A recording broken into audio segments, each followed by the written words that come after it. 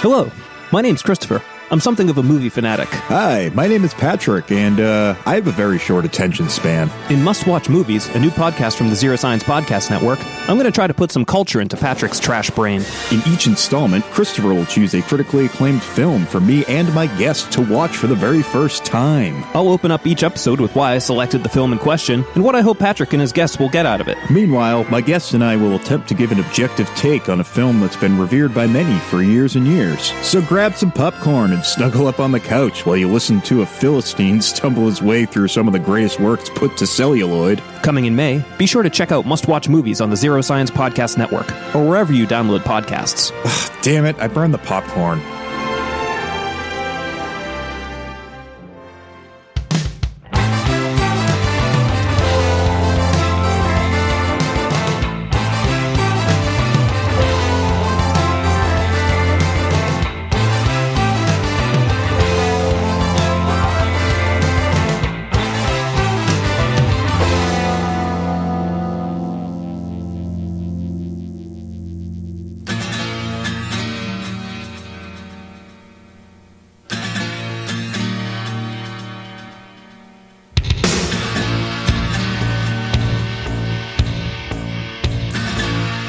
Fantastic.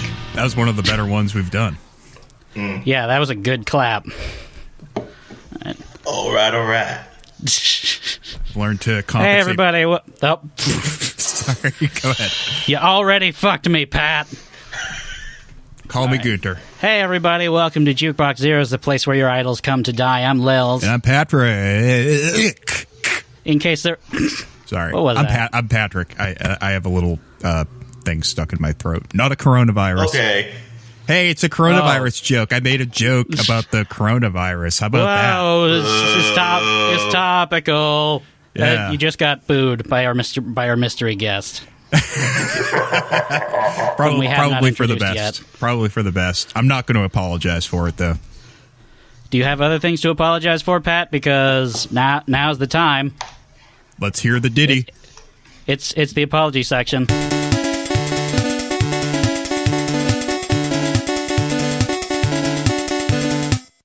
I apologize.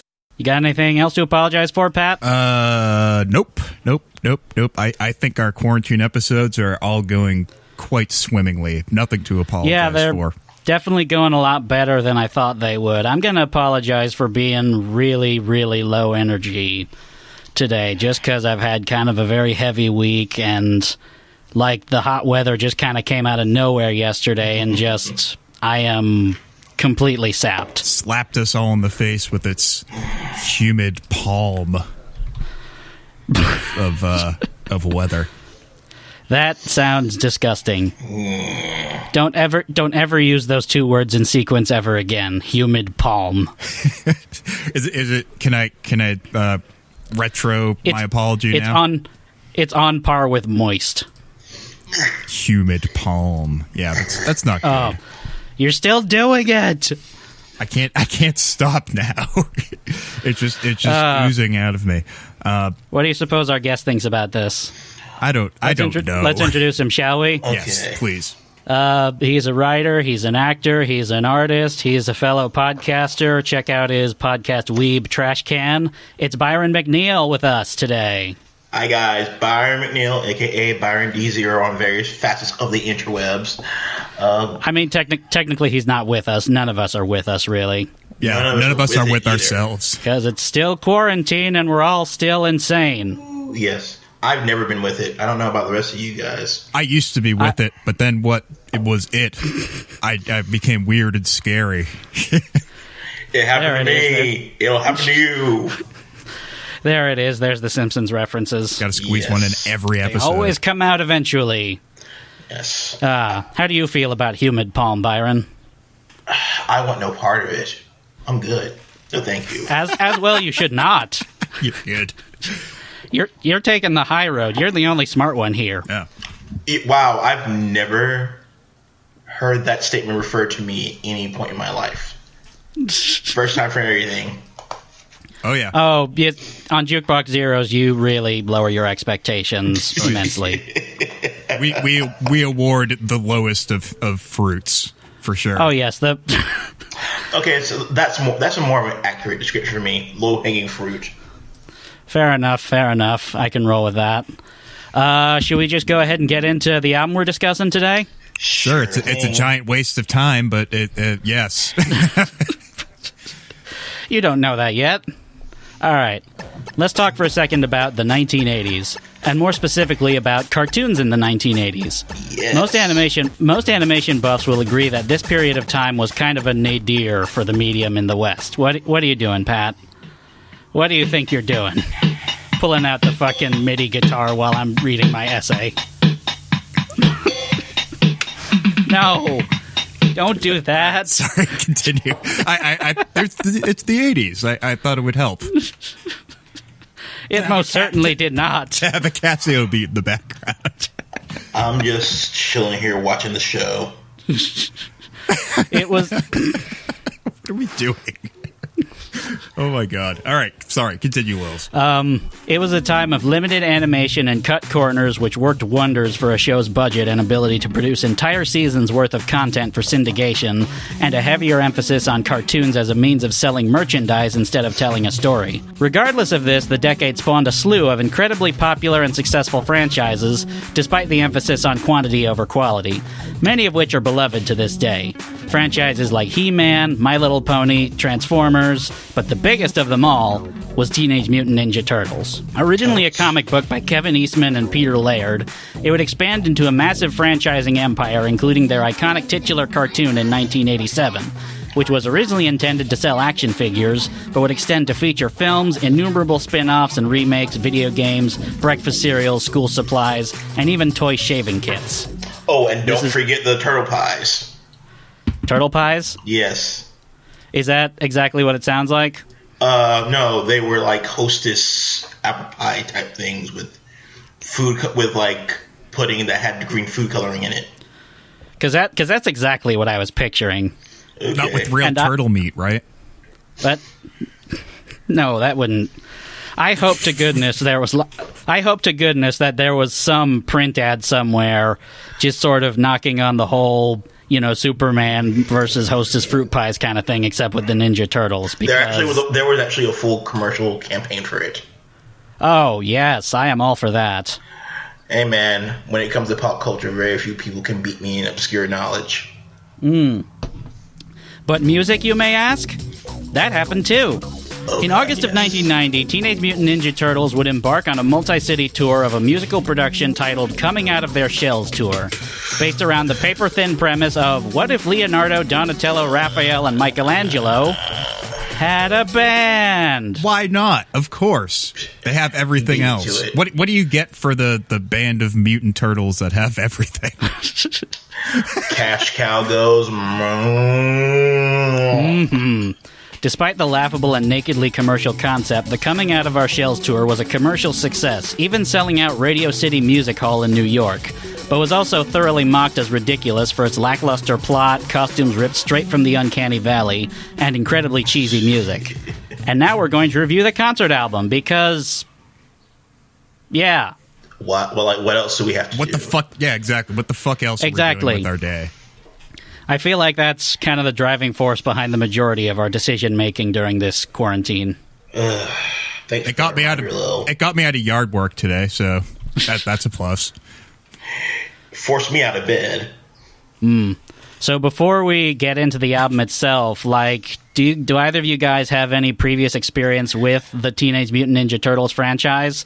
I know, you picked this album out specifically, Byron, which makes me think maybe you had something to say. Oh, Jesus Christ. I don't think there's enough time to describe my overall connection with the franchise. I'm a lifelong Turtles fan, first and foremost. I've ingested almost every single bit of media that this juggernaut has churned out, with the exception of that first Michael Bay movie. The second one wasn't that great either. Yeah, Out of the Shadows was... Yeah, I don't imagine you were missing a whole lot. Oh, no. Well, Out of the Shadows tried to make up for the mistakes of the first movie, but it had a lot of good ideas, just never really landed there. And in my opinion, the definitive version of Teenage Mutant Ninja Turtles is the 2012 series that was on Nickelodeon. Fuck you. Yeah, fight me. I've seen clips of that, and it actually looks very entertaining. What about you, Pat? So when did the first series, the first cartoon that came out in like 88, right? 87. 87, 88, okay. So that would have made me like 3 or 4. So I was like kind of almost the target audience for that show, or at least like later on in the early 90s. So I definitely like bought in a little bit to Turtle Fever when I was like 5 or 6. Because it was like, I don't know, it was like all the other kids had them, and like I thought they were kind of cute.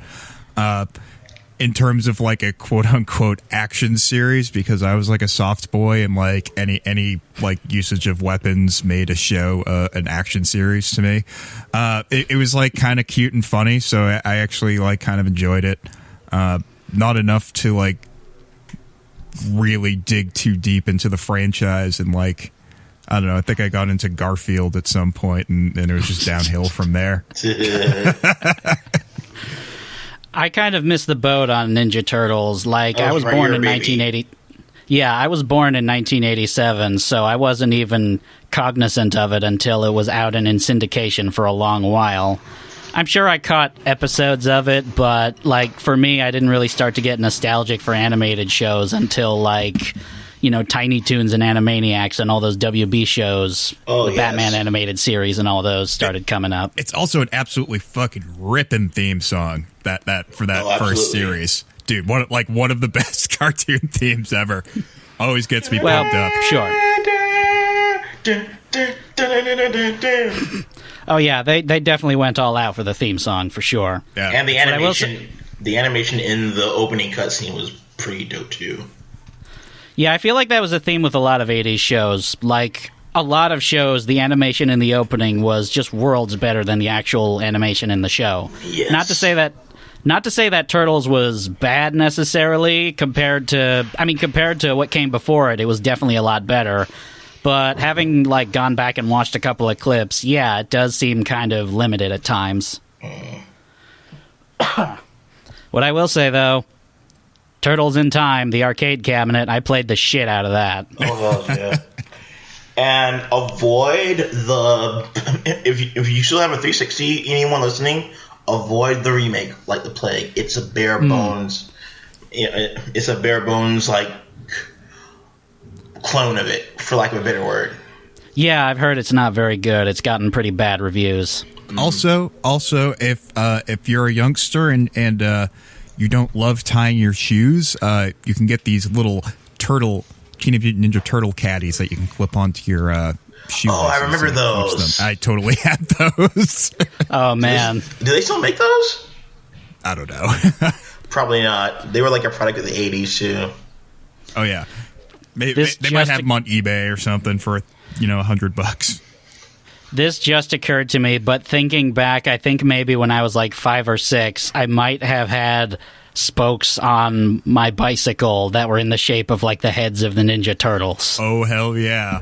I think they had them at Burger King or something. They found their way into every child's life at that point. I vaguely recall a Teenage Mutant Ninja Turtles Burger King Kids Club campaign.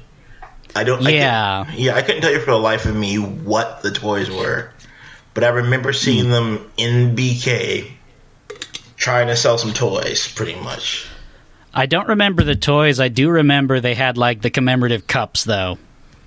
Oh, your memory's better than mine because I don't remember the cups at all.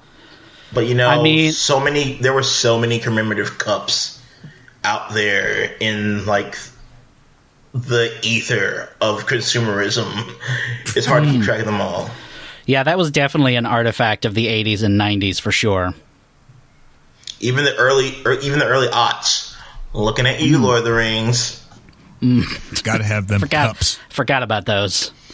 All right. I feel like we're just sort of stalling at this point, so what do you say we get into the songs? Do we have to? The songs. From this album that's by the Teenage Mutant Ninja Turtles. An album is using that term very lightly.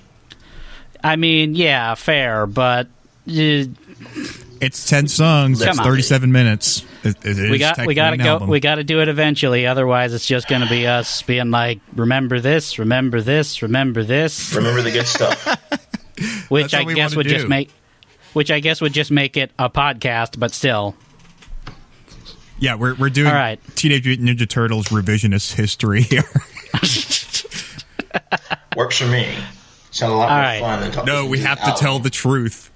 Fun. Member berries. Yeah, I want to go back to the member berries. Here's track number 1, the title track, titled "Coming Out of Their Shells." Hear the rhythm and you're moving your feet. Ain't nothing like a song with a beat. We're coming out up from under the street. Lord, we're ready to rock. There will be no retreat. We're coming out of our shell. Oh, yeah! Strap in, boys and girls. Your mom and pop aren't getting back from Red Robin till 9. So this is our big opener. Children. This is our big opener and presumably mission statement for the soundtrack. A fairly decent, if very, very meat-heavy, standard, acoustic number. This is their album opening equivalent to, Where the Streets Have No Name, except sung by what I'm assuming is a Lindsey Buckingham impersonator. Good God. I was having trouble finding any credits on this record. Were you able to, find out who the band was at all? Yeah, my go-to is Discogs, and I was able to find, some production credits there, but I'll get into that later, but it's not like a good sort of treasure trove of big names or anything like that. We're not getting John Bon Jovi or anything. No, not like the Star Wars album, no.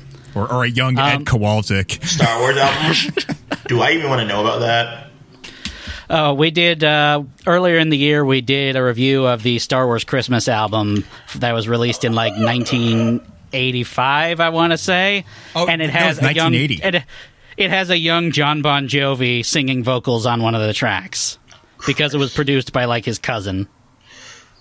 Yeah, pre-Bon Jovi. Pre-Slippery When Wet. Oh my God! Wow. I think we've shattered Byron's worldview for a second. Well, if I wasn't agnostic, I would already be losing faith. That's fair. Whatever shred of faith was left is gone now. Yeah. Having listened to the rest of the album, I can pretty confidently say that this track is probably the most conventional and accessible on the record. I mean, just if you take Ninja Turtles out of the equation, what you're just left with is kind of a Radio Disney approximation of what rock sounds like. That sounds like a fair assessment. Which is to say, this is what boardroom executives think that tweens think that this is what rock sounds like. Yes. Yeah, on the other hand, there is a lyric about how singing in the sewer is a wonderful sound, which, don't. Yeah, I wouldn't suggest that. Kids, don't do that. I don't care what kind of music concrete project is going on, just don't. I mean, if the kid's a little shit, they can do whatever they want, but... Well, sure. Kids gotta learn. Yeah, send them down in the sewer. See how you like your singing voice there. Well, when they're mauled by sewer rats for no apparent reason. This is nothing like the cartoon. It's kind of disarming, actually, how conventional this song is, considering it's part of a live Teenage Mutant Ninja Turtles stage show. Until you consider the live version, which used a different mix of the track. I have a clip of that, too, right here. Oh, Here's the rock mix of Coming Out of Their Shells that was used in, the actual live stage show proper. Once we got started, you knew that was scored. We're learning the music and finding the chords. We just kept practicing, we stayed on the ground. 'Cause singing in the sewer is a wonderful sound. Out of my shell. Okay, so one positive I can take from this: the drums were pretty dope. Everything else was complete. Everything else was utter shite. Yeah, the drums are like Hugh Padgham as hell. Oh yeah, no, those are totally like Tama electric drums. Those are great, like Bill Bruford style. Wow, yeah, I mean that's a little looser than the studio version. Yeah, that was like the most enthusiastic part of that song. The vocals were just like lifeless and mediocre singing at best. Yeah, that's the rock mix that opened the live show this album was attached to, that, as part of a promotional consideration, was included in jukeboxes in several dine-in Pizza Huts across the country. Oh, because they were the sponsor of the tour. Right. That's right. Which is funny because the film had come out earlier that year, and the Domino's was in that. Oh, yeah, that's right. Oh, man. Yeah. I actually do have like a fair memory of that whole campaign, though, because I remember wanting that VHS so badly because I grew up dirt poor and there was no way in hell I was ever going to be able to see that live show. So it's definitely interesting. And let me tell you, just when you hear the version used for the live performance, just, oh boy. These singers did not care for anything but their paychecks. Especially when they all come back together to sing the "Out of Our Shells." You could hear them just kind of toppling over each other. Yeah. I mean, there's only so much critical thought that can be given to songs made as accompaniment for a stage show franchise cash-in. Yes. So I'd say now's the time for us to steel ourselves, really. Here we go. Because this is easily one of the least goofy tracks on here. Yeah. So what? Yes, it is. From what I can recall. That's saying a lot. So what do you say we move on to track number 2? If we must. All right. Here's track number 2, titled "Sing About It." Just sing about it. You know the music's the thing. Sing about it. Let the music ring. Sing about it. When you're happy or sad, good times or bad, you sing about it. Got to sing. Okay, so what we have here is like the first of many songs that resemble the backing tracks to so many Wendy's training videos. I'm just That was like pretty gross. I'm confused. Or maybe it's like 80s Christian pop or something.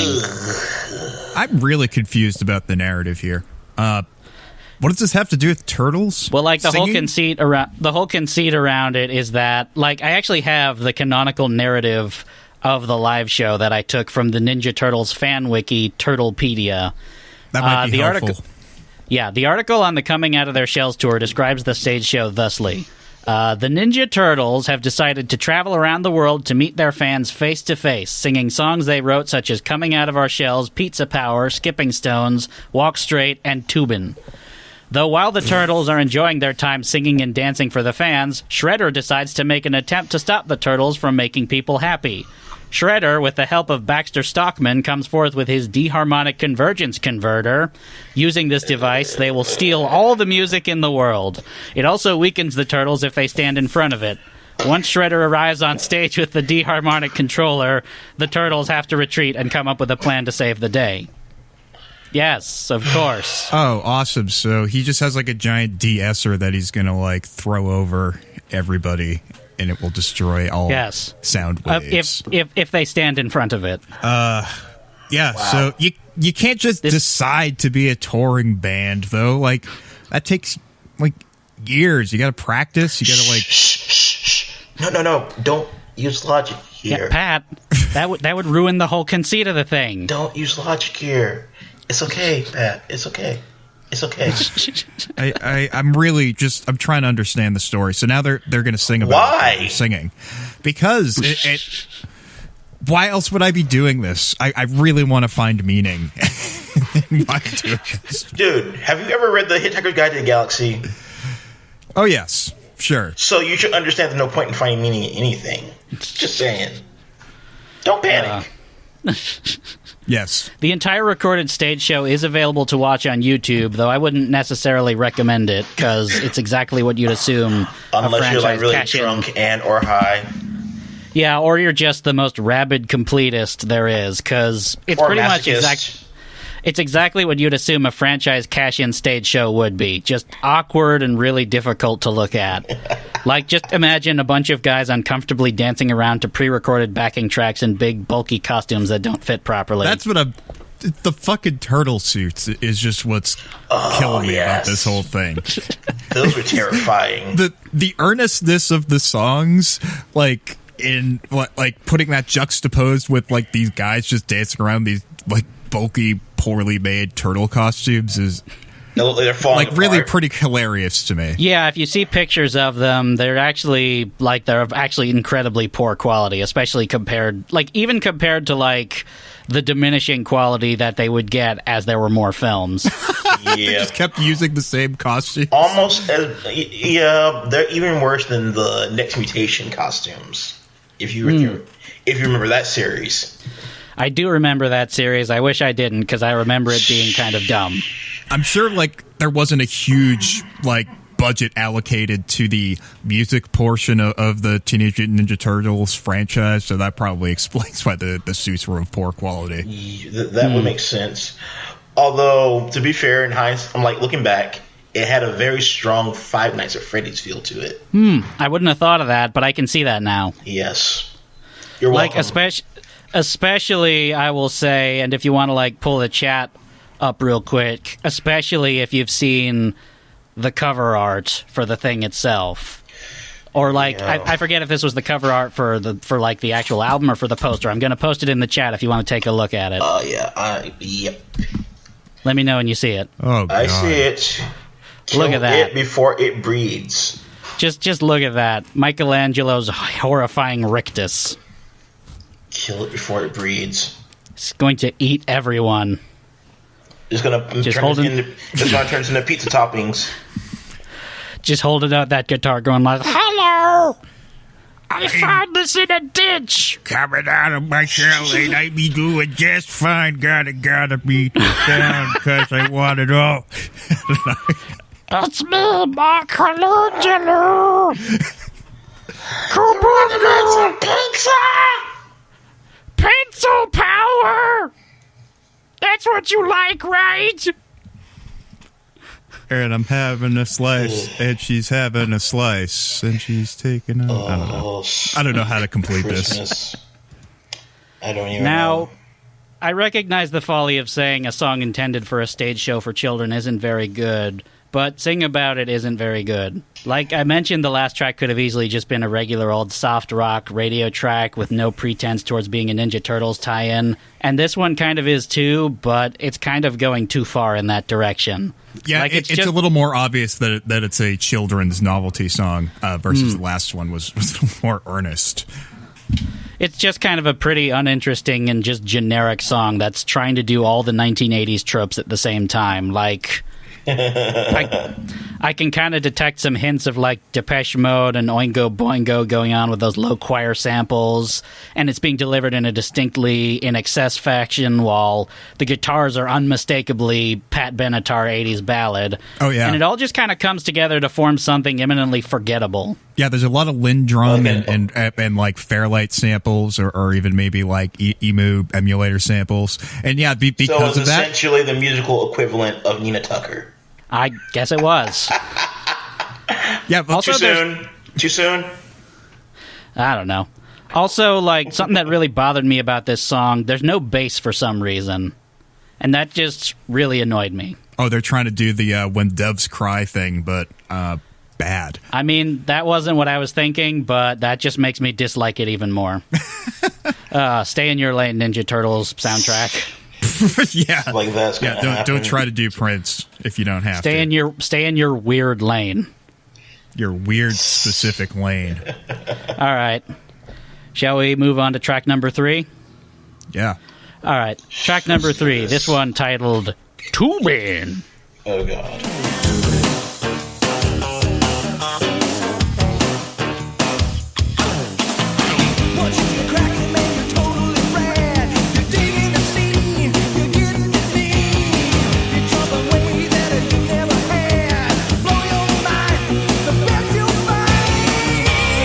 Out comes the bong. Why didn't I think of that?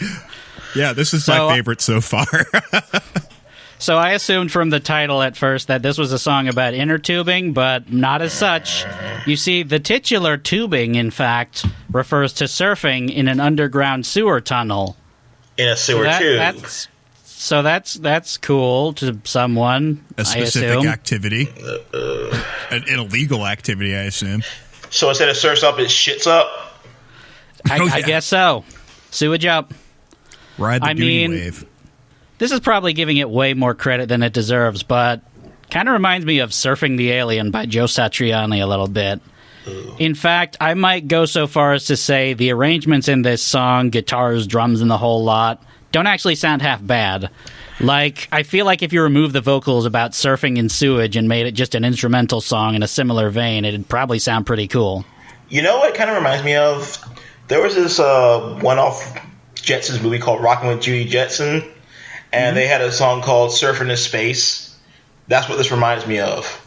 Yeah, I'll have to look that up. Yeah. But I thought mean, the guitar lick was like super cheesy, but also like kind of clever at the same time. And I don't know, it was definitely, it was fun when it came on. I was like, this is so stupid.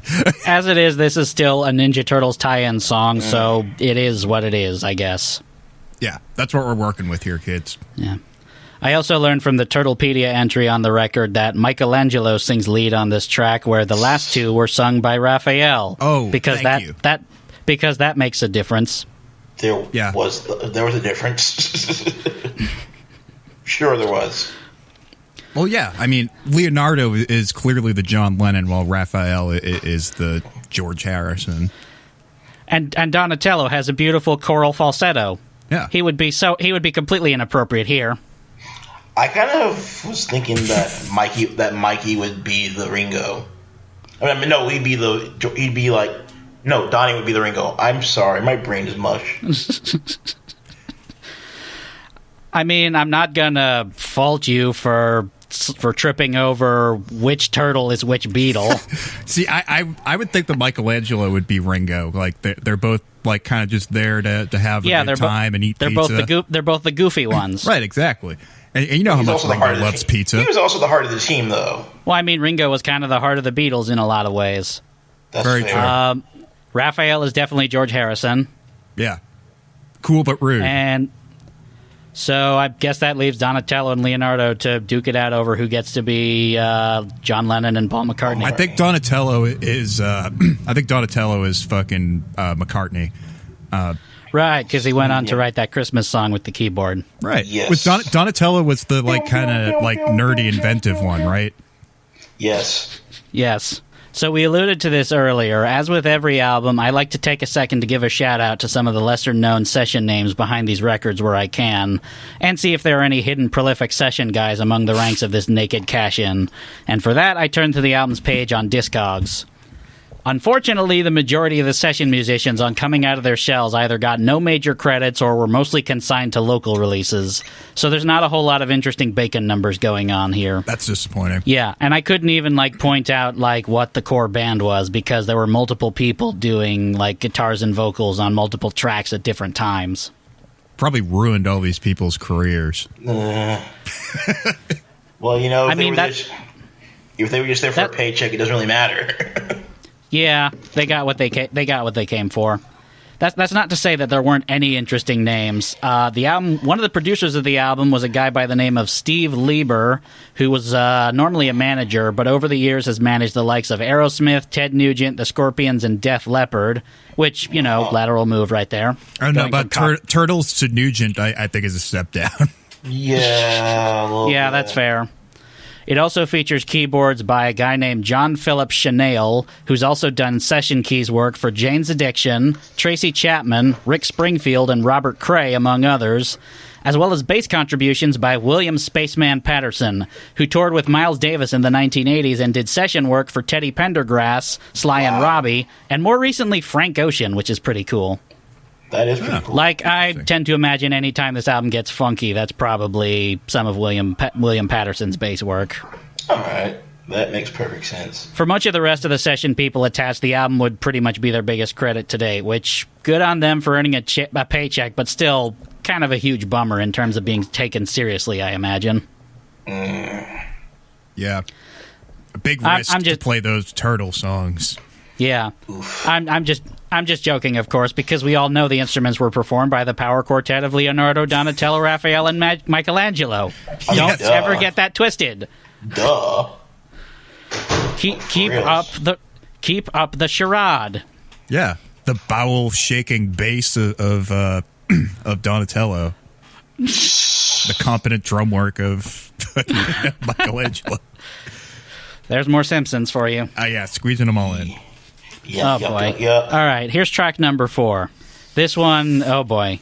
Get ready for some whiplash. Here's track number 4, titled Skipping Stones.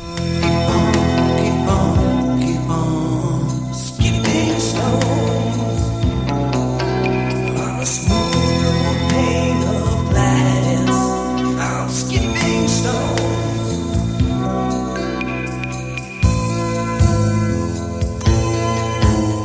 Hello, every single 70s hard rock band transitioning meshily into the 1980s. There's that Yamaha DX7. Jesus Christ, we needed it. Well, sure, because it's the 90s now. Or those late 80s, early 90s duet. Absolutely. Duet songs. Yep. Like the theme song to Another World. Yeah, they're like, you would hear those over the end credits to like the Disney version of, I don't know, Kidnapped or something. We also had Janie Got a Gun, which came out like a year before, totally influencing those little like bass twangs that happen. Yes. Throughout the song. Totally. I mean, I'll say this for the backing track, it's at least interesting. By interesting, I mean to rhyme with baffling, but it's interesting. Because like we said, it's kind of straddling the line between 80s power ballad and some kind of weird wall of voodoo wandering through the desert pop kind of thing, with all the like occasional swooshy effects every so often. And those little droplet noises too. Bing, bing. I assume those are the titular stones. Yeah, that's what I thought too. But that vocal delivery, oof, that geriatric vocals. Like, it's the kind of stuff that would make Bruce Springsteen, Mark Knopfler, and Tom Waits all go, guys. Too much. Too much. Oh, I fucking love it. And, like, the cherry on top of this surreal pageant, according to Turtlepedia, this is supposed to be sung by the Turtles' father figure and master, Splinter. What? Because why not? Why not give him this weird Tai Chi song with vocals by Coors? Yeah, I was gonna say, doesn't Splinter usually have like more of a bass or baritone voice? Yeah, in the cartoon, like, Peter Renedy's voice was a little more sort of, wizened and stuff like that. Also and in the movies and other incarnations. And I think up to this point in the stage show, they pretty much kept that up for talking, and then all of a sudden he just turns into, B-grade Steve Tyler right here. Donatello's got a gun. Like, Donnie's got a bow.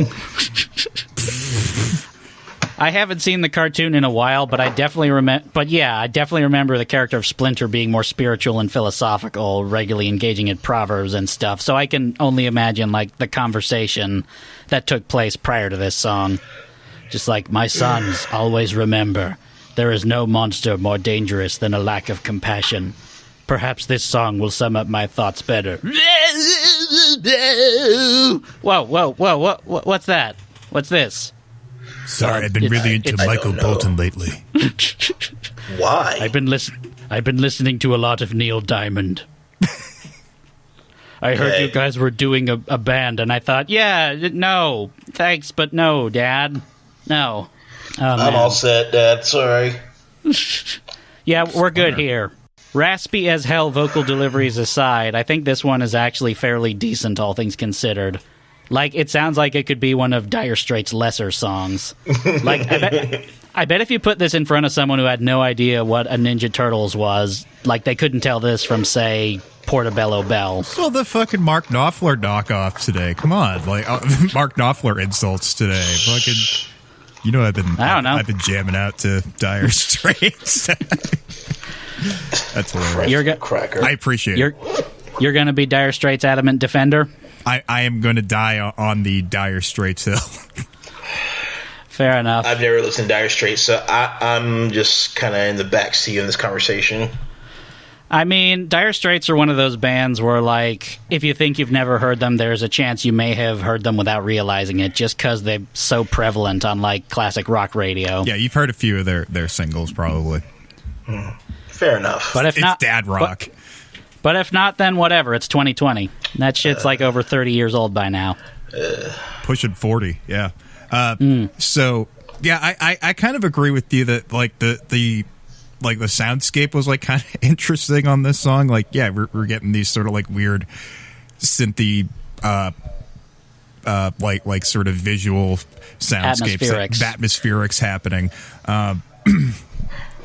But, yeah, you were talking about the vocal delivery, and, like, I can't remember anything about it, come to think of it.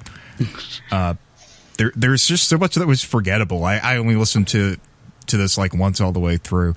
And yeah, I'm not really recalling anything about the vocal delivery on this song, so it's a good thing you wrote that down. Well, I mean, like, for some of the songs on here, once is all you need, just for some of them. Like this next song. Oh, here we go. I mean, I think things have gotten just a little too earnest for a stage show based on a Saturday morning cartoon, I'd say. No kidding. How about some of that premium grade cheese for track number 5? Track number 5, this one titled Pizza Power. Oh, there it is.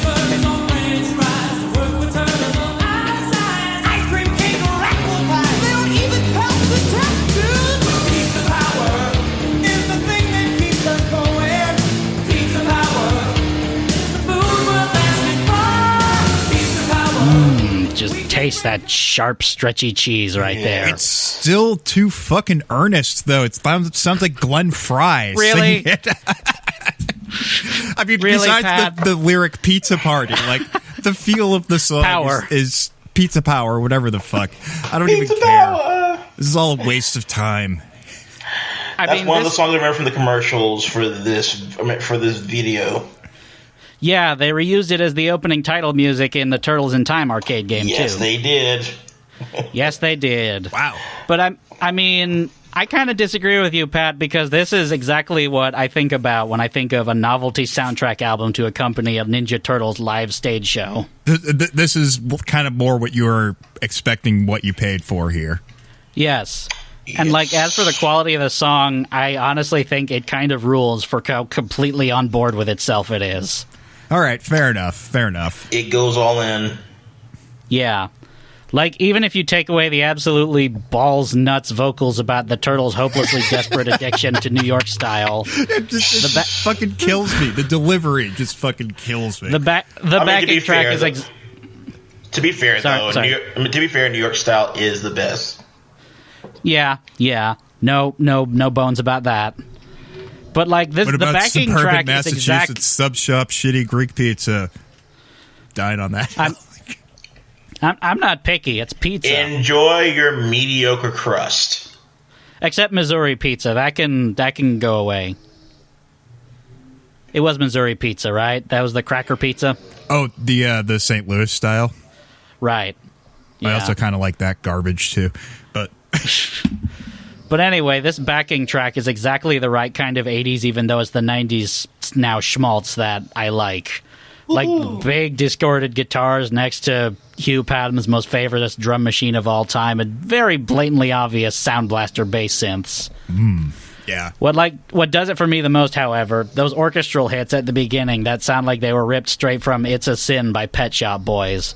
Like, just listen to how the song opens. Shit's serious, guys. Yes. Oh yeah, that is the hit sample. That's so Absolutely. good. So I was thinking of getting lunch a little bit later. What do you want to get? Oh, maybe drive through some fast food. What? How fucking dare you? For future. Yeah, I might need to do that just because it's so perfect. Yes. What else have we got here? Something extra delightful I want to point out about this track. I try to also have Genius.com at the ready so I can cross-reference the lyrics to songs as I listen to them. If you've ever been to Genius.com, you'd also know that registered users have free reign to add annotations to songs if they know some neat backstory or notes they'd like to share. Awesome. The Genius.com entry for Pizza Power, which does exist, by the way, has one contributor who has gone far and beyond to editorialize on so many lines in Pizza Power. So in light of that, this episode is dedicated to you, Genius.com contributor Sean Lightowler. Examples. We salute you. From the first pizza edifying verse that has a stanza that goes, "A lettuce leaf and a carrot, maybe a seed from a parrot. Believe me when I tell you, the word gourmet just don't exist." When you click that section, it brings up a chart of what foods to feed a red ear slider turtle with the flavor text. The items listed are actually a few of what you should feed an actual pet turtle, as they're much easier to chew and digest than pizza. Thank you. Thank you. Or if you click, thank you, herpetologist.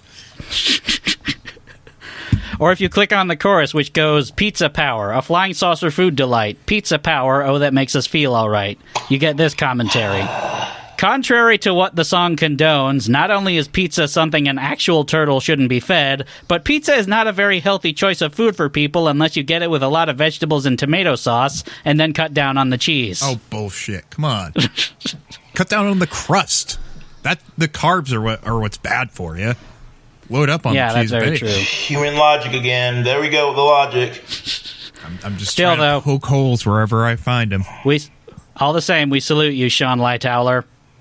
Come on the podcast and review Love Beach with us, you coward. Just do it. Even though I just praised you, I'm calling you a coward, Sean Lightowler.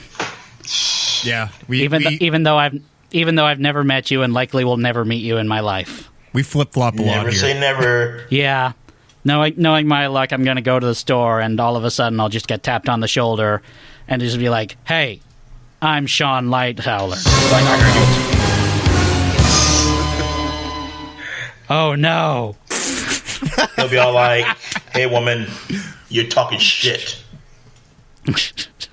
Rumble's about to go down. Yep. Rumble in the Stop and Shop. Right. It'll be a grand old time. Let's move on to track number 6. We're already halfway through it. This is a short album. Oh, thank goodness! Yeah, we really couldn't handle 16-track album of turtle tunes. Oh Jesus, that would be untenable. Or maybe it's just that we have so little to say about these songs, like critically. It might be that too. You never know. Everyone's performing like just fine. Like, what are we even really dealing with here? Yeah, that's No fair. idea. All right, here's track number 6. Oh boy, track number 6, titled "Walk Straight." Everybody does it in a different way, so do it on your own. That's what the Jukebox say. Walk straight, no need to mutate. Mutate, never got to mutate. Got to walk straight. Oh, that was definitely something. That was definitely This is the song. This is the song, Pat, that I mentioned in our Slack chat. Sounded very, very similar to 1980s Stevie Wonder, which is probably incredibly unfair to Stevie Wonder, but just like right on down to the vocal delivery, who, according to Turtlepedia, this song is sung by Raphael this time, and the very unsubtle synth funk with hilarious yet actually kind of rad tremolo heavy keyboards going "Bwah!" and saxophones that sound like novelty car horns. I got some New Edition vibes from the non-vocal parts. Like, yeah, the synth vibes. I didn't think of that, but now I'm starting to hear it too. It's very New Jack swingy. Yes. Yeah, I was just gonna say it's incredibly New Jack swingy. Yeah, that beat is totally New Jack swinging. Yeah, I could hear the Stevie Wonder, the '80s Stevie Wonder vibes too with that delivery. So, like, it's equal parts catchy and over the top, and no matter how hard I try, I just can't get Stevie Wonder out of my brain. That's fair. So I'm just gonna say that this is canon in my head, where like just at this part of the show, literal Stevie Wonder just joins the foursome on stage to jam. Sure, why not? Oh Yeah, my God. it's better that way, isn't it? Possible. anything's possible in this day and age. Anything. Like was that the 99 MTV Movie Awards where Stevie Wonder played with Will Smith, played the Wild Wild West? It had to be like 99. Yeah, because it was sampled from a Stevie Wonder song, of course, from I Wish. But yeah, he like played live with them at that show. So yes, trying to see where we could get some comedy bronze out of that. You're taking me back to high school with that one. Oh, right. Was that the performance where they just flooded the stage with guys in cowboy outfits? Yes, probably. Yes. Oh boy. Oh boy. The 90s were interesting. I was in a different place mentally in those days. You know, I'm not proud of the way I acted, and thinking about that song, I get some PTSD. Oh man. Oh, I'm sure none of us are happy with how we acted as shitty teenagers. Especially while listening to Big Willie style. So, I've been spending all this time talking about the soundtrack record itself, but not much talking about the actual legit tour. It was a multi-city affair that I unfortunately couldn't find all the stops for, despite my research. I do know that it made at least stops in Denver, Colorado, and Culver City, California, in addition to the sold-out Radio City Music Hall show in New York. Wow. And if the tour was anything like the live concert, the show, despite being a major seller, had to have been riddled with all kinds of production flaws, including costumes whose mouths would not sync up to the performers' backing tracks. Songs often got miscued, which meant the music started playing before the performers picked up their instruments to pantomime playing them. And as we mentioned before, the costumes themselves were of inferior design, featuring turtles' outfits with inexplicable black splotches adorning their skin. The plague. Oh my god. Like it was spray painted. Oh my god, that's so sad. So we couldn't find any evidence of them playing in Boston or anything? No, but I got to imagine that's a pretty big market for, big amphitheater shows. So I got to imagine they played at, I guess it would have been the Fleet Auditorium still then? Yeah, the Garden. It actually was probably still Boston Garden at the time. Oh, yeah, probably. So, somehow I don't imagine all those flaws were deal breakers for young and impressionable Turtles fans, Not though. in the slightest. 8-year-old me would have been pumped to have seen it, regardless of how bad it is in hindsight. So, the success of the Coming Out of Their Shells tour was considered enough for a second tour to follow, albeit one that took place on a smaller scale, happening in amusement parks, public malls, and county fairs instead of amphitheaters. This tour was called the Getting Down in Your Town Tour in 1993. It featured different actors, different songs, prominently featured the Ninja Turtles character Casey Jones instead of April O'Neil, but no soundtrack album was produced, so I don't even know why I brought it up. Why not, Nice try. Can't blame him for trying. Yeah, better luck next time. Probably not. See, in 1993, would it have been would they try to go grunge or something at that point? I guess so. So maybe it's probably for the best we didn't get that soundtrack. All the turtles in flannel. Yeah. The guys from Candlebox, ghost writ the whole soundtrack. I mean, it makes sense, like a 90s Turtles in flannel thing, while these ones were it's all 80s music, and they're all wearing denim on stage. Right, exactly. You got it. You know what would have really been move badass? With the zeitgeist. You know what would have really been badass? A ska Turtles album. I'd be all in. I would be all in for that. Come on, a ska arrangement of the original theme song. That would work. The Squirrel Nut Turtles. It already kind of has horn section in it. Yes. Just double down on it. Oh boy. Real big turtle. Pick it up indeed. All right, let's move on to track number 7, shall we?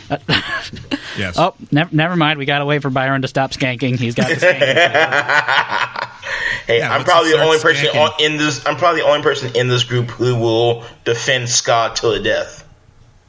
Oh, absolutely not. I had a ska period myself. I'm still in my ska period. They will never. I'm glad you guys have it. I will never. Anyway, here's track number 7. This one titled "No Treaties." Here's the sound rocking, you can feel the beats. You see bodies moving, but I can't stop the beat. No treaties after the war. We're from the band Limousine. I guess. Oh yeah. No treaties. Like, what does that have to... I didn't read the lyrics to this one, but where does this tie into Turtle canon? I think it's just all about... It's a song about how the Turtles are going to save the day if Shredder comes to wreck shop. Sure. So they're Okay. singing about, like, war crimes and stuff. So, like, take no prisoners or something? Like, they're just guess gonna, so. like... they're just gonna Abu Ghraib Shredder's whole fucking army? Like, that's terrible. No. Oh, no. Now, I have a perfectly firm understanding of entropy and how the passage of time works. But even as early as 1990, when hair metal was only just starting to pack up its things and head out the door, I still find it immensely hilarious to hear things that sound completely removed from the decade that existed in it. Oh, for Like, sure. It's the 90s, but it's still the 80s. But in the 90s, but in the 80s. 90s. 80s. Yeah, I mean, hair metal, like, really didn't die out in earnest until maybe 92, 93. It was still, like, pretty well liked, in the suburbs, and those towns that are always, like, 5 years behind in everything anyway. Yeah, that's fair. So there's a pattern I've noticed with this record, and stop me if, like, this seems kind of out of line, but the songs on Coming Out of Our Shells, I feel like, are at their most entertaining when caution is just kind of thrown to the wind. Like, what do you got? A stadium rock song about snarfing down pizza? Do it up. A funk fusion track where Ninja Turtles tell you to stay in school? Fund it. Yeah. But how about we just make a standard rock anthem that sounds like Rat? Maybe put that one back in the oven for a bit, Jared. Yeah.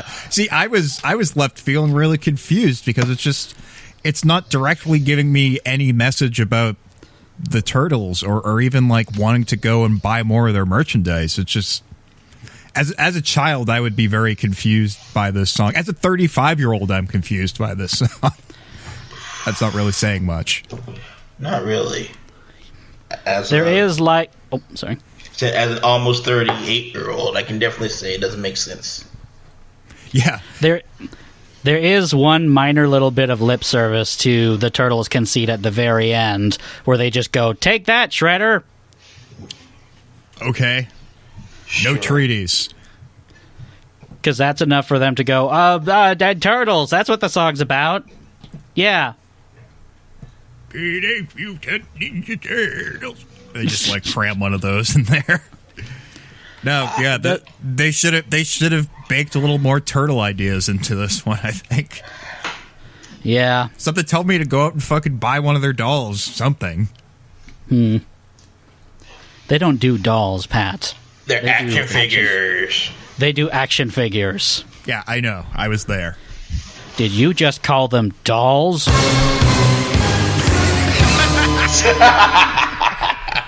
That's never going to get old for me. That's too useful.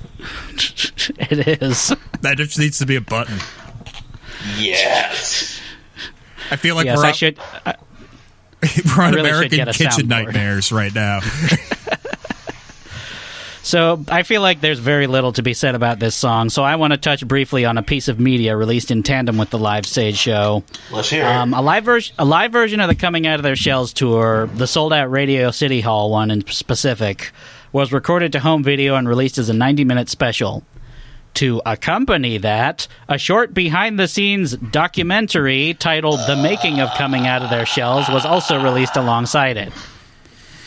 Don't Really? get it twisted. This is not a legit peek behind the curtain into how they designed the costumes know. and sets with footage of the session musicians It's a performing. mockumentary.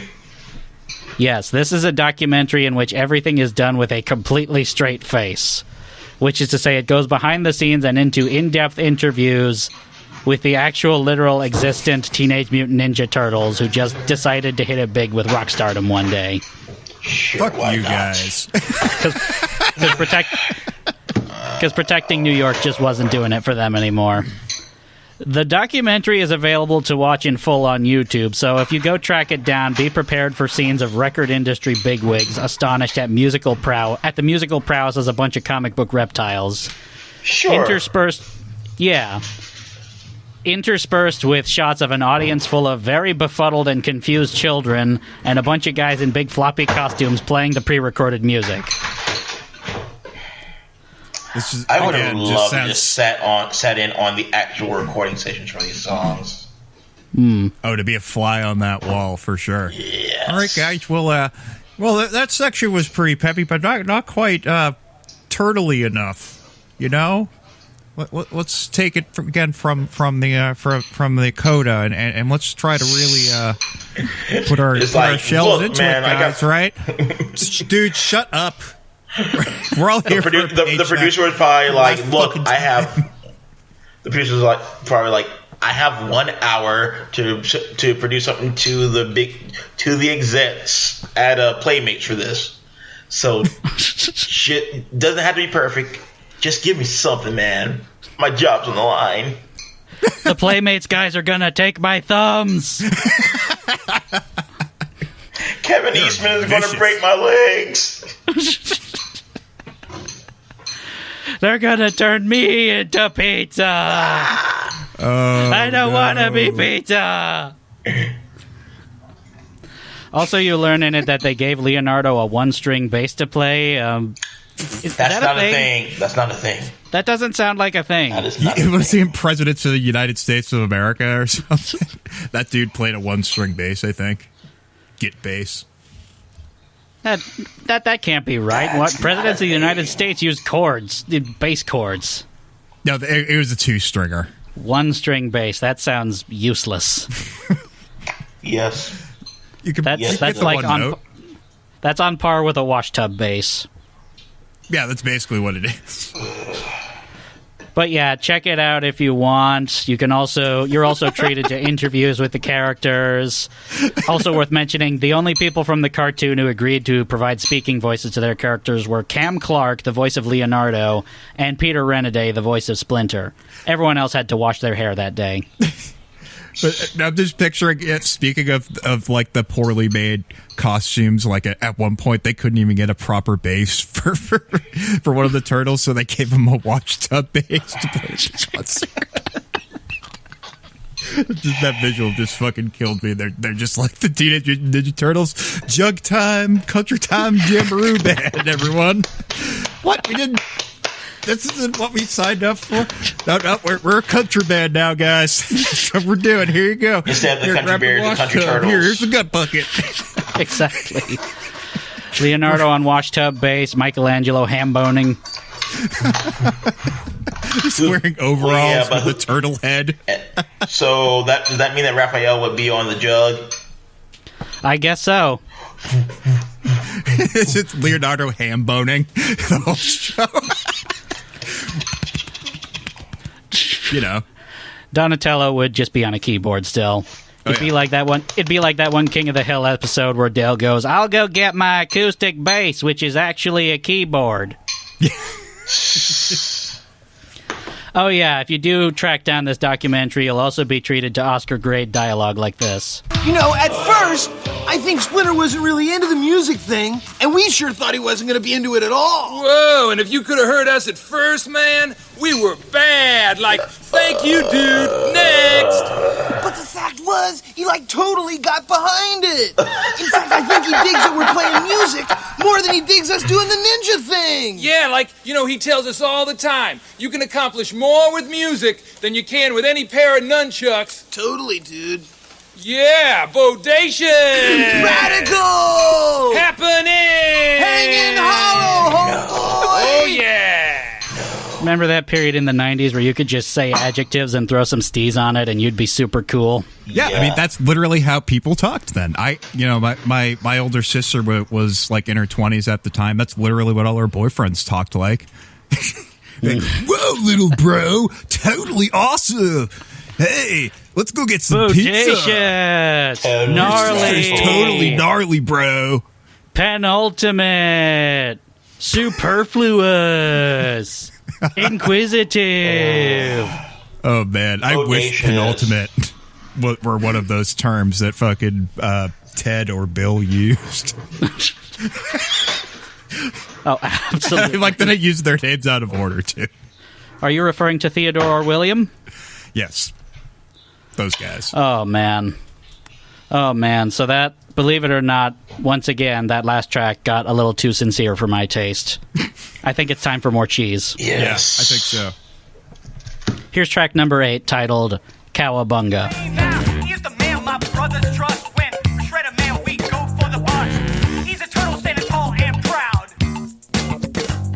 But he loves to rock the crowd. So he put down his weapon, he picked up an instrument. Different kind of message is what he implements. And it's bong time again. Woohoo! That's where they hid the cheese. If I knew that it would have been appropriate to smoke weed, I would have brought my piece with me for this recording. I've spoken enough for both of us. Don't worry.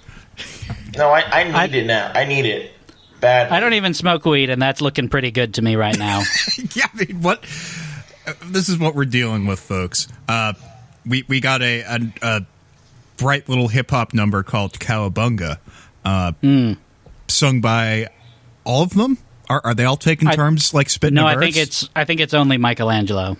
It's a Michelangelo solo joint.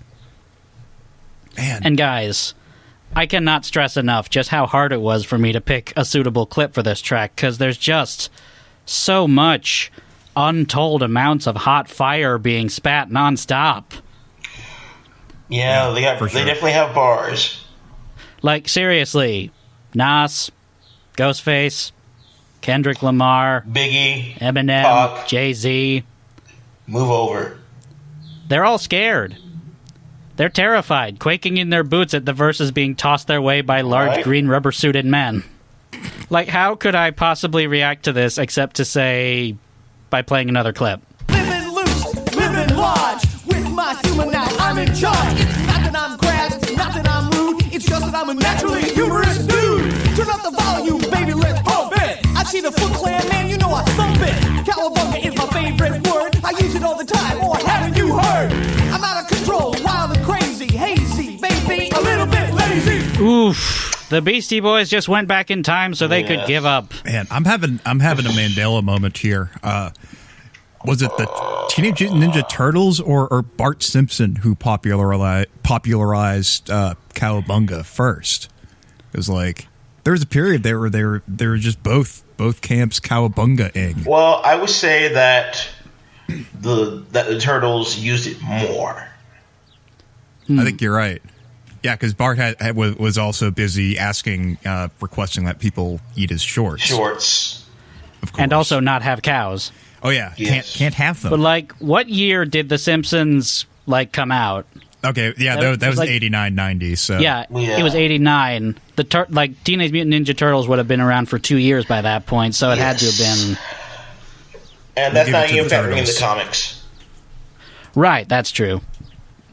But I think by that point the comics were still just I haven't read the comics, but I would assume that they didn't really take on that kind of 90s cool vibe until the cartoon show. Because the original comics were meant to be like a grim, dark parody of Daredevil. Yes. Yeah, I remember the strip actually went on through the early 90s because it was they printed it in the Boston Globe. Really? Yeah. I did not know that. I don't know if they were reprinting, if they were in syndication, but I definitely remember seeing those strips for a good 3 years through the 90s. Oh man! Impressive. Along with Garfield and Rose's Rose. Rose is Rose. I never got that strip, but I God, that was definitely am aware of creepy. it. Oh, I can think of so many newspaper comic strips that were just non-starters for me. Good old Foxtrot, non Like sequitur. the Spider-Man one in New York. You guys ever fuck with Pickles? Which one was Pickles? The one about like the elderly couple who are just befuddled by everything. I don't think I've I heard can that only one. imagine. I was a fan of the Luckhorns growing up. And Andy Cap. Oh boy. Good chips. Yeah, the Lockhorns. That's the one where like the wife comes over and is like, "You bought a fucking tuba again," and the guy has a tuba Yeah. or something. Oh.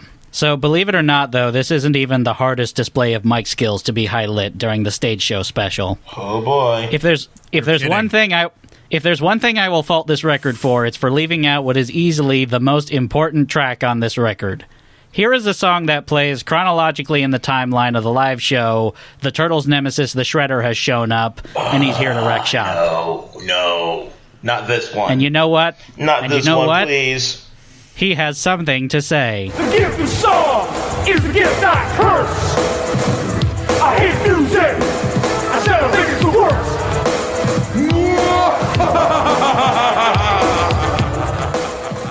I hate music. I think it's the worst. Okay. You went whore. What the fuck was that? I mean, you heard the man. It's time to pack it all in. He said music's the worst. There's no reason why he would lie about it. He's wearing a can opener on his head. I find that kind of funny in general because I've actually met one person in my entire life that does not like music. So it's Really? not that far. Yeah. It's a thing. Doesn't happen too often, but they just they have a processing issue where they can't enjoy music like everyone else. Oh, that's very interesting. Yes. Yeah, that is very interesting and kind of sucks. Yeah. But it is what it is. They'll never be able to enjoy the stirring rhythms of I Hate Music by the Shredder. Nope. They'll never get to enjoy Corey Feldman's magnum opus. As if anyone can ever truly understand Angelic to the Core. Yeah. Oh. He finally moved out, by the way. He had that number one hit. Yeah, he got Nice. that Billboard hit, and I see he's not hanging on your couch anymore. No, who moved out. That's a shame. Yeah, it's getting lonely around here. I've known to eat my stale cinnamon toast crunch. That is so precious. Yeah, I have to set him free, though. I mean, maybe that means he'll come back. Like a baby bird. If you love something, you set it free, and maybe they'll return. One can only hope. That is such a noble outlook to have. Yeah. All right, we're starting to reach the end, so let's really start hauling ass here. Here's track number 9, April's Ballad. Oh boy.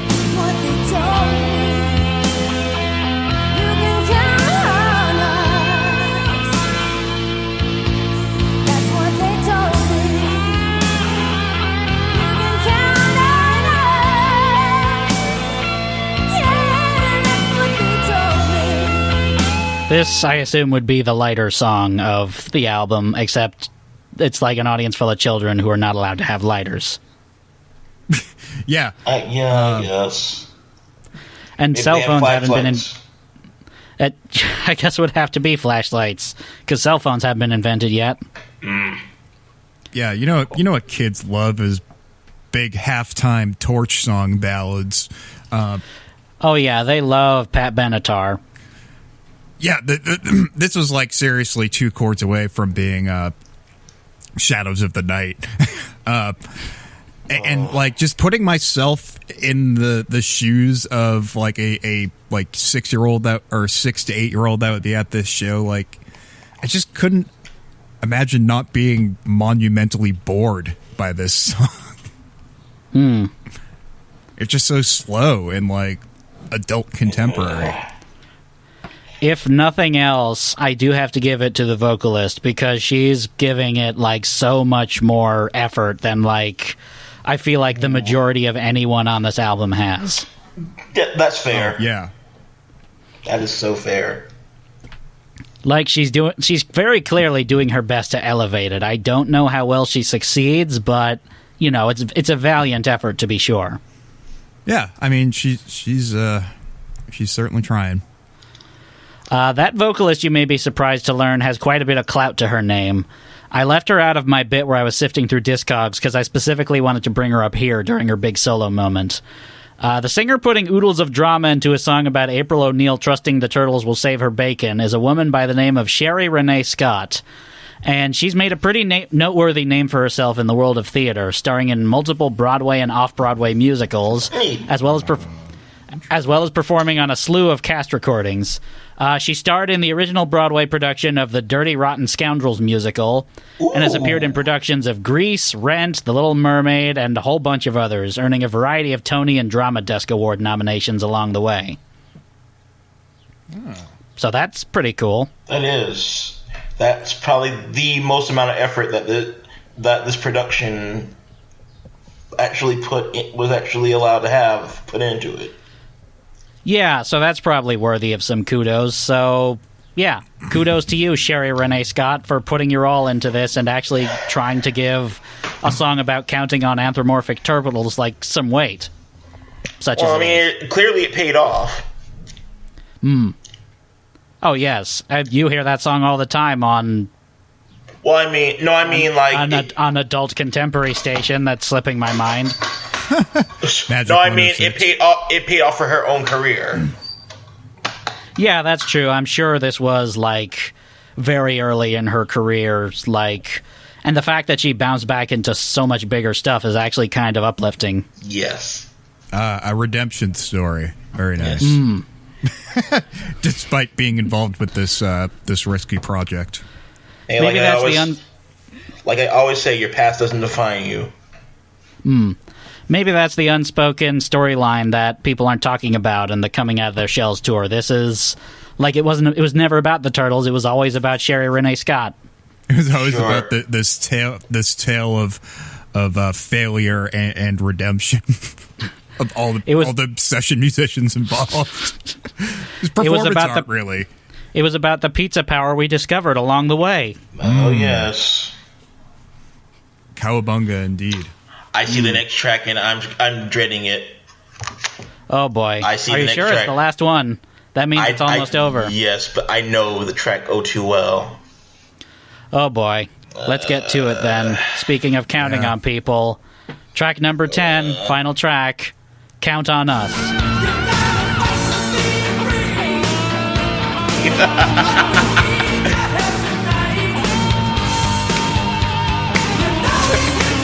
Very good song.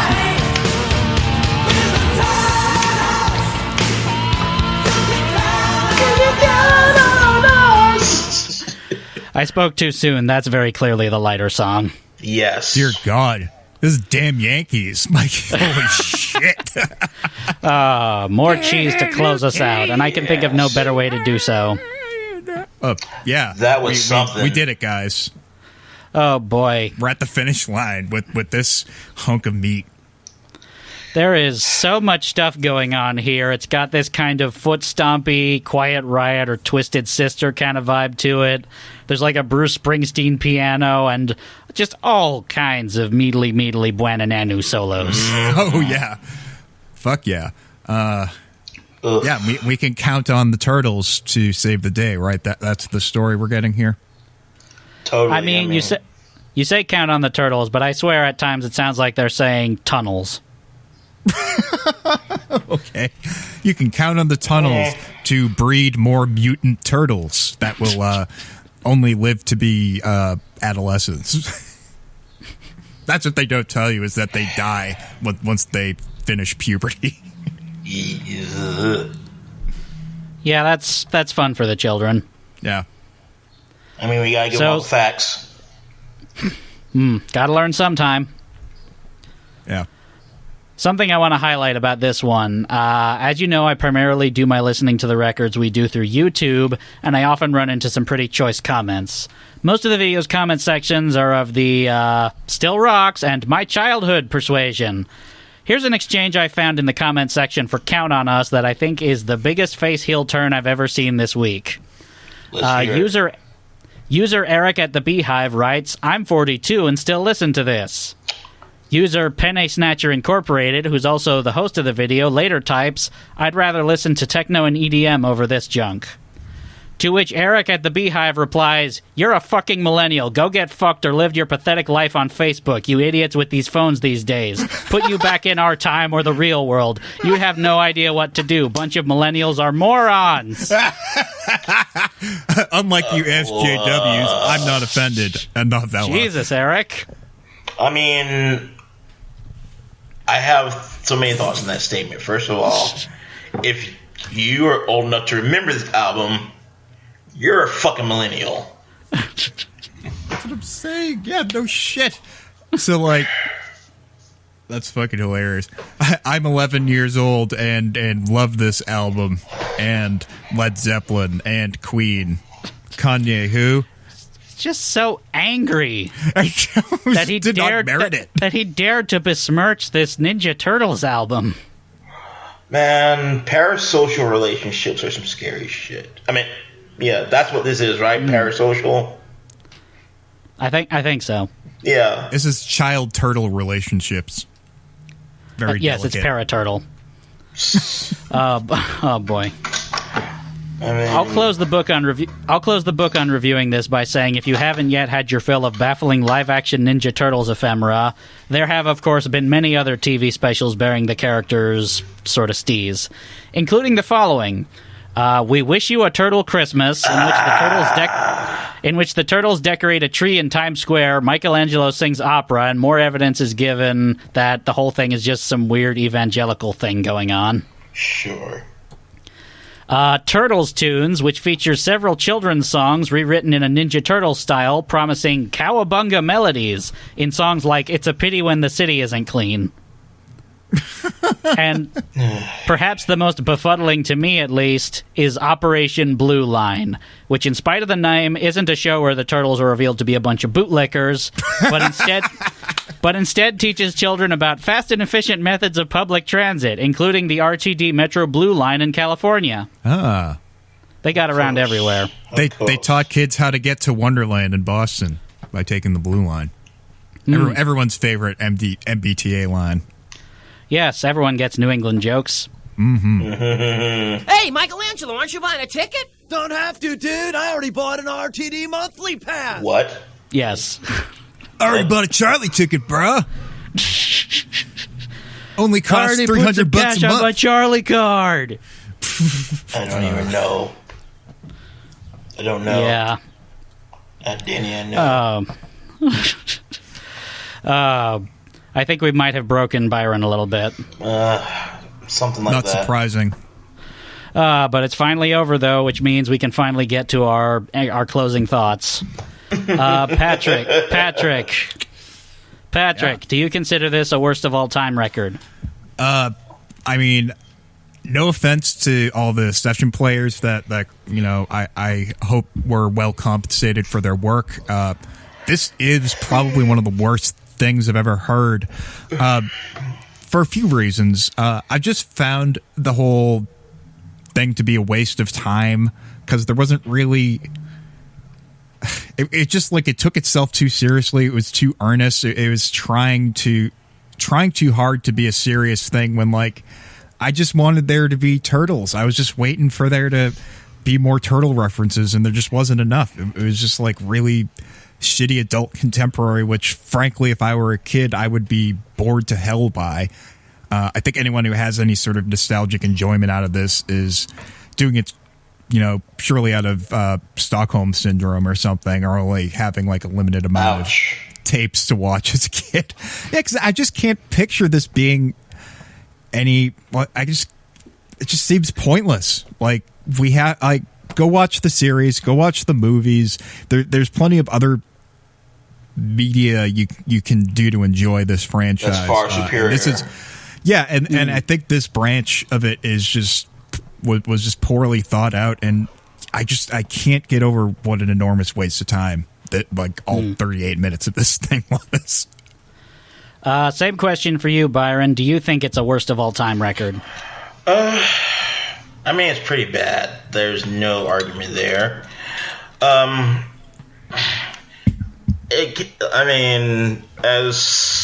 a critic of various aspects of pop culture, I will say that it's offensive in a way where it's that level of children's entertainment where corporate America doesn't seem to respect the intelligence of children. It's low hanging fruit. It's the lowest common denominator. It's just it's a product of its time as well, which I hate using that term to describe IPs in any form, but it is. It is that same mentality that the movies had in like the early aughts, where it's just like, this is popular, let's cash in on it. Oh yeah. And it's like, yeah, me as a little kid, I would have eaten it up because I didn't know any better. I was like, hey, I was 5. I'm like, this is fun. I don't know how I would have reacted if I had seen it then, but what I was able to watch from commercials and everything, I thought it was cool, concept wise. But I also realized that I wasn't capable of the critical thinking needed to assess it in such a way. So, I mean, I'll never know how my younger self would have truly accepted it, because there are certain pieces of media that I remember watching as a kid and just thinking, eh? Like, for example, Mortal Kombat Annihilation. I was like in middle school, like almost a freshman, and I remember watching that first time, just like, wow, this is bad. So it's possible to dissect certain things regardless of age.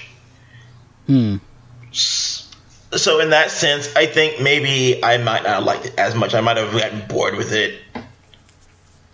All I know is, like, me today, it may not be the worst album of all time, but it's a front runner.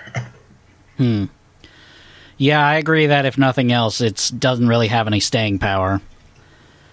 As for me, I feel the same feelings for this that I felt when we did the Hulk Hogan album so very long ago. Oh, God. In that, despite the fairly glaring lapses in quality at times and naked merchandising at play, it's not worst of all time material necessarily.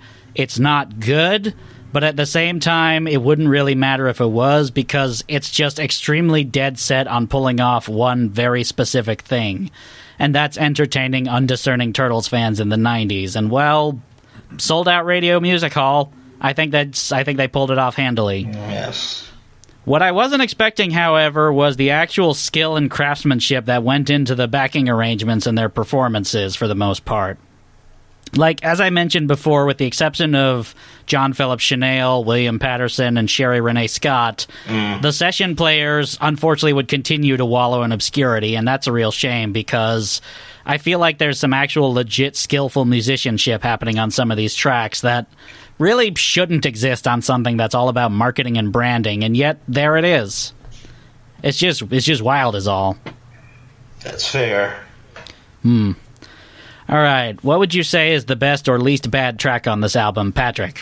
I'm going to say real quick, I think the Hulk Hogan record is superior to this one. I don't know if you agree. Fair enough. Those. Fair enough. I'm going to go with Tubin. Man, it was a dumb track, but that riff was pretty stupid and kind of obnoxious in a good way. They were all dumb tracks. Oh, they were all dumb, but this one had like the most thrust for me, I guess. Yeah. All right. Same question for you, Byron. What would you say is the best or least bad track? As far as sound quality, I'm going to say April's Ballad, but as far as overall production, I would say the live version of Coming Out of the Shells. Interesting. All right. And what would you say is the worst track, Pat? What's your favorite track? Oh, crap. My favorite is Pizza Power. Fair enough. Asked and answered. Anyway, worst track, Pat, go.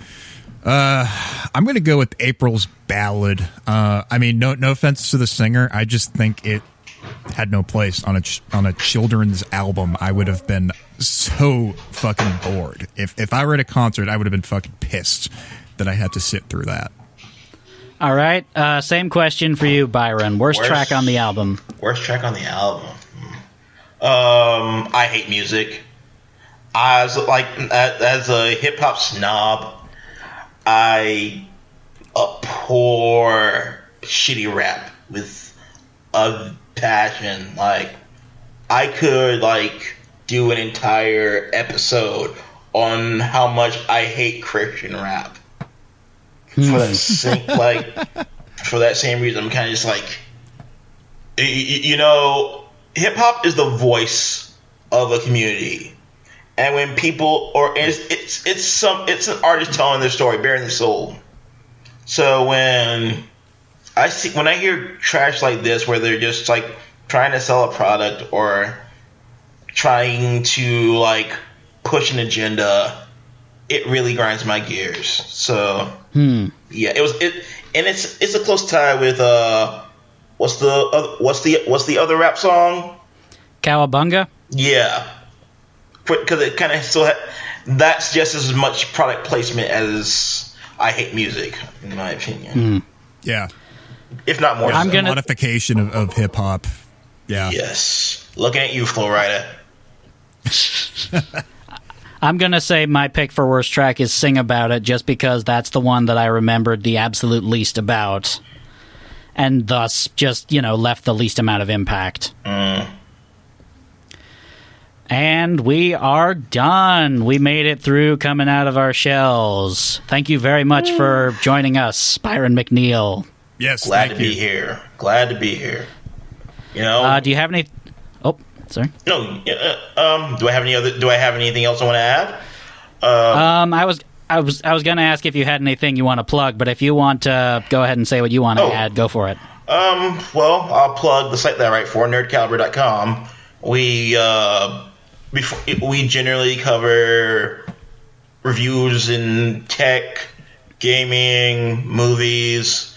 Before the pandemic broke out, we did conventions too, but no telling when that's going to start up again.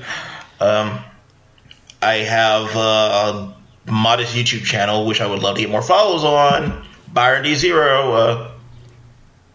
I have a Twitch stream that I do occasionally, but I've kind of lost some steam there. But, if interest starts, if someone can motivate me with some level of interest, I'll start doing live draws there again.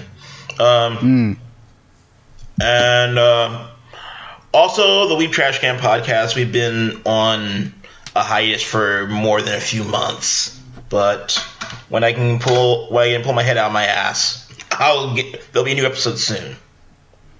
Very cool. You have anything you want to plug, Pat? Yeah, just check out all the other check out Old Man Yellow Cloud, the other podcasts that I do on this network. And me and Christopher are also starting a new podcast. We must watch movies, where Christopher makes me watch a movie. He's a big film buff. I'm a film not buff. So he's making me watch some Criterion level films that sounds fun. To get my stupid Nimrod brain opinion on it. Yeah, it's fun. We just did Citizen Kane. I did that with my wife Gina Monifo, and that episode should be out on May 28th. So yeah, check that out. If you need guests for that one, I love talking about movies. Oh hell yeah, yeah! I will definitely hit you up. Yeah, I'm definitely looking for guests. So yeah, I'll keep you in mind. I'm gonna plug the "We're in This Together" compilation. That's the That's the compilation record that, like, you and I contributed to with a bunch of other New England musicians. Going to raise money for the WHO's COVID Relief Fund. Go look that up. We got a nice little write-up in Vanyaland a while ago, which was pretty nice. Our friends over at Unseen also gave us a shout-out. And podcast-wise, I would say go check out the other Zero Science podcasts. And I'm in the midst of working on a new podcast with friend of the show, Scott Curlin, that we're probably going to be piloting pretty soon. Oh, I'm going to be on a future episode of Writer's Bagel Basket, actually, for Oliver and Company. That's heck yeah. this month, too. Yeah. That sounds fun. So, yeah, let's just to talk about all sorts of movies these days for some reason. Yeah, let's just make that a stealth plug. Go check out Writer's Bagel Basket, too, because Scott's our friend. Yes. All right. Our theme song is Sunny Day by the band Froggy and the Friendship. Check them out at froggyandthefriendship.bandcamp.com. If you have an album you want to suggest for us to review or just want to leave us some feedback or a comment, I have email one. us at... oh, yeah? Yeah. The Macho Man Randy Savage album, the one that he recorded before his death. Oh, the one where he's doing hip-hop? I think that might actually be on our to-do list already. Ooh, I want in on that, please. Okay, we'll keep you in mind for that for sure. Seems very appropriate. I think our friends over at Make It Stop already did that, but that's never stopped us before. They also did this album, so fuck That's it. true. Yeah, I mean, whatever. With Scott Curland, actually. Yeah, there's more than enough room in this world for multiple people to comment on the same albums. Yes. Mm-hmm. Where the hell was I? If you have an album you want to suggest for us to review or would like to leave us some feedback or a comment, email us at jukeboxzeroespodcast@gmail.com. You can find us on Facebook at facebook.com/jukeboxzeroespodcast or on Twitter at twitter.com/jukeboxzeroes. Find us, rate us, review us, and subscribe to us on Apple Podcasts, Stitcher, and Spotify. Or check out our archive main page and other great podcasts at the Zero Science Network main page, zero-science.com. And that about does it for this episode of Jukebox Zeroes. I'm Lilz. And I'm Patrick. And I'm remember... Thank you so much. I was going to ask you to do it. Beautiful. Good night. Good night. Good night.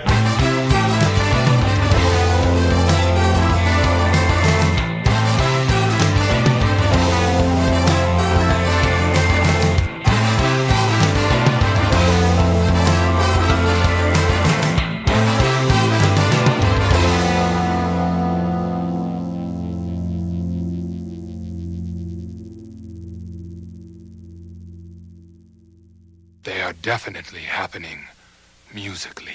Zero Science.